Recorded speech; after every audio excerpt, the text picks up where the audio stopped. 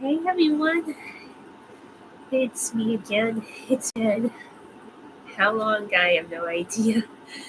But I decided I'm gonna get back into doing videos despite the low numbers and not so many views or thumbs up. That's okay because everyone has to start at the bottom, but eventually we move up to the big numbers and the greatness of things. So I'm just gonna keep trying until I get to a good level that I want to be at, or at least get some more views to the point where I feel satisfied with myself. But uh, we're not here to talk about that today. I'm going to talk to you about a manga that I'm sure you can see from behind me. Uh, Death Note, a famous manga and anime that aired back in the early 2000s or so? Yeah, I believe that's right because it takes place in 2004 and then moves on up to 2011. Yes, I got the timeline correct. I have here the manga. Now you're probably thinking that can't be it, but it is. Let me show you. This is the Death Note. It's an all-in-one manga. That means every volume is in this book. Volumes 1 through 12 are right in here. Now you can get the manga separately. You can get each book individually. You don't have to get this, but I got this for a good price on Amazon because I did actually read the mangas in the past, but stupid me didn't keep them. I sold them to make more room for other mangas in my room. Yeah, I know. I got a small room and there's not enough space for books. I keep buying books, but there's never enough space. So I went with the all-in-one manga. That was a little easier than buying each book separately. And while it is a little bigger, it is worth everything. It is worth the payment. I got it on sale.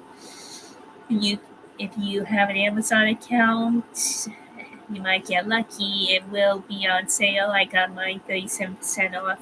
The original price is $55, but I got this for, I believe it was $36, which is awesome. So yeah, if you got Amazon Prime, go on to the website and look up Death Note all-in-one manga, and you can get this baby for a good price if you're lucky enough. Now, I won't say there'll always be a good percentage off, but you might get lucky every so often. If not, you can get the books individually. That'll cost you a little less, but it may take some time to get the mangas. Just letting you know, if I share that information. Good to know where you can get your mangas from. I mean, if you have a Barnes and Noble nearby where you live, you can always go there and you might find the mangas on the shelf in the manga section area. But that's enough now. Let's get into Death Note, shall we? Today, I'd like to talk a little bit about the series itself, a bit about the characters, a brief discussion about the general plot about the book and what it's about. So it takes place in Japan, as all great books do in anime and mangas. So it takes place in Japan, and its story follows the protagonist, like Yagami. He's a 17-year-old student who's quite the genius and always getting number one in his classes, especially when he takes tests for his college entrance exam. Now, one day when he's leaving school, he finds a notebook that fell from the sky right in front of him. He takes the notebook home where he studies and reads rules inside. The Death Note explains how anyone whose name is written in it will die after 40 seconds. But the thing is, You can't just write a name down. You gotta know the person's face, and you gotta be sure that's their actual name. And you don't just have to write a name down. You can also write a cause of death. You could write how they die, when they're gonna die. Light figures this out over time. But if you just write the name down after 40 seconds, they'll die of a heart attack. That's the pretty simple basic plot. But so he takes it home, and after a few days, a Shinigami known as Riku comes to him because that's his notebook that he dropped and Light found.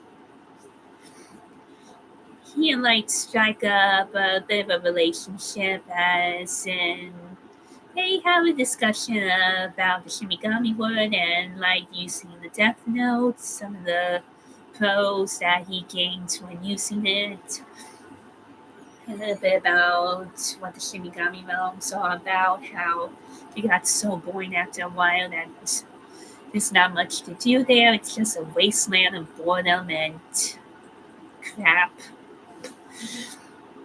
So Riku stays around with Light for a while until his Lightyear kicks the bucket or just gives the notebook back. But come on, the guy's not going to give the notebook back that easily, not after having a taste of the power the Death Note can give him.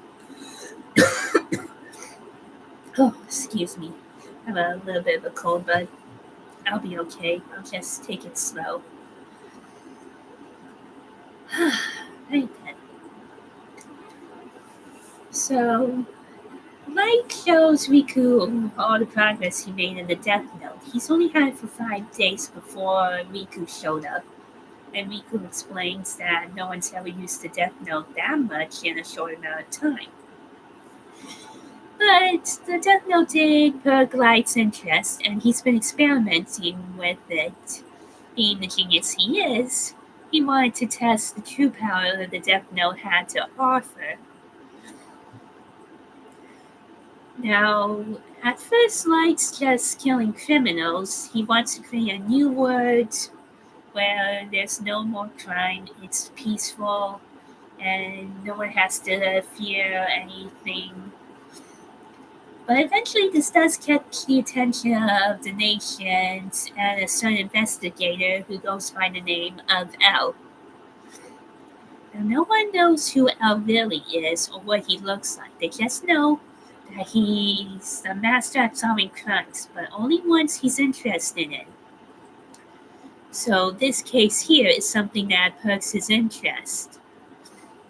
If you had, like, maybe say a simple homicide or maybe a kidnapping, well, it has to be really interesting to get his attention. Not just any case is gonna perk his interest, okay? You want to get someone's attention, you gotta perk their interest. You gotta give them something that they can grab hold of and really work with. Something that they can go the distance with. Something that, well, just something that really catches their eye, you know? So L decides to take the case. He's gonna go after Light, aka Kira, as people have been calling him over the internet. And Light soon finds out about L during a broadcast over the television when he killed this inmate who he thought was L, but it was all a setup. And L figured out that Kira can kill anyone just with a name and a face. And he discovers that Kira is in Japan. And so he decides to... Oh, excuse me, wow. Sorry about that. So L decides to work with the Japanese police on this case. And Light figures out that now that he's got L's attention, he's got to get rid of him. But how's he going to do that if he doesn't even know who L is? Well, that's something he's going to have to figure out. So the game begins, L comes to Japan, and Kira begins his plans to take down L. Now, I don't want to get into too many details about the book. I will say that both opponents are quite clever and they both hate to lose. If they're going to go after each other, they need to be smart and not do anything now to tip the other one off. In Light's case, he can't let L find out who he is. And in L's case, he wants to figure out who Kira is, how he's killing these criminals without actually touching or being close to them. And I will say this, as the story progresses, so do the battle of wits. But I'm not going to get into too many details because I want you guys to read the manga or watch the anime. But I personally recommend the manga for a few reasons. One, the story is basically the anime itself. Two, the ending's a little different, but I would say it is a lot better. Sometimes the manga's ending compared to an anime's ending, it's just more popular and more interesting. I mean, let's be honest, sometimes an anime will disappoint you after the first season. I'm not saying the first season was bad, I'm saying after the first season, when they go to a second season, if they get lucky, the second season, the story can be way off. And the characters are not as great as they used to be. Everything just goes off in a whole nother direction, you know? But with the manga, the story stays strong. The characters, they stay who they are. They're true to themselves. So let's face it, you want to get the manga instead because the story's going to be a whole lot better. The character development is strong, it's powerful, everyone grows, and the story gets pretty wild and amazing and quite entertaining from the Shinigami's point of view.